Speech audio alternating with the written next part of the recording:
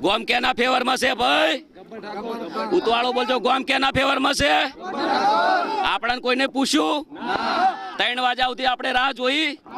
અમારો પ્રોગ્રામ હતો તો છતાં કેન્સલ કરીને અમે વાટ જોઈ, પણ અમને કોઈ બોલાયા નથી. અમારા ગામમાં કોઈ મિટિંગ પહેલાં થઈ નથી અને બંધારણનું અમને કોઈ કીધું નથી. ઓલરેડી અમે મિટિંગ કરવા જ્યાં હતા કે અમારે ભાઈ અમારા જે આયોજક હતા પણ એમનું કોઈ માન્યું નહોતું અને આ પોતે ડિસિઝન લઈ લીધું છે એમને. બરાબર, એક વખત કાયદો હોય તો કોર્ટ બી પૂછે છે કે ભાઈ આરોપીને તારો ગુનો તને કબૂલ છે? આ પૂછવામાં આવે છે. કદાચ કોમના નિયમમાં સારું ફાંસીની સજા નહીં નકાત તો મારે મરવું પડો યાર. અને આ તો સારું છે કે અહીંયાના ઘરમાં હું નહીં રહેતો ને શિયાળાનો ઢાજનો ઠરી જોત. પોતે ડિસિઝન લઈ લેવું ને પોતે બોલવું, એમને ખબર નહીં કે શું કરવું શું ના કરવું એમ. અને જે 4-5 જણા છે એ ગોમના છે એ લોકોને ખાસ કરીને મને નેચું દેખાડવાની વાત કરી છે અને એ લોકોને જ આયોજન કર્યું છે. આખું ગોમ કેના ફેવરમાં છે ભાઈ? આજે અમે 3 વાગ્યા સુધી બેઠા છે. અમારા વડીલો, અમારા કાકા, અમારું કુટુંબ બધું. અમે પણ હવે જોરદાર મિટિંગ કરવાના છીએ.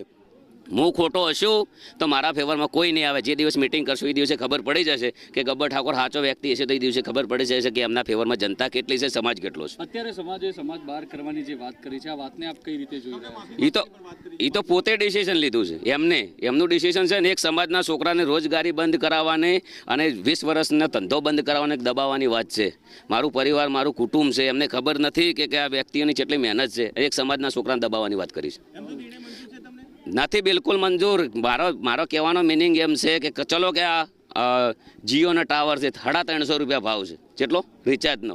બરાબર, દરેક ગામની અંદર સમાજ નિર્ણય કરી કે ભાઈ તમારું ટાવર નહીં રહેવા દઈએ, 100 રૂપિયા રિચાર્જ ના કરો. નહીં થાય એમનાથી, કદી નહીં થાય. આજે નહીં થાય ને કાલે નહીં થાય. સમાજને તમારે અમારું ડિસિઝન લીધું છે ને, ભલે કશું હતું નહીં, સમાજ બહાર છીએ ઓલરેડી અને દયા છે કુદરત રોમ આપે નહીં. હા આવું ડીજે તો વાગે ને, વાગશે. કરવાની વાત કરી છે કે ગબ્બર ઠાકોર અને બંને ભાઈઓને અનફોલો કરવા. અનફોલો તો હવે છે વસ્તુ છે, લોકચાહનાની વાતો છે. અનફોલો તો બરાબર, લોકો જે અમારી વેદના સમજે છે એમને ખબર છે.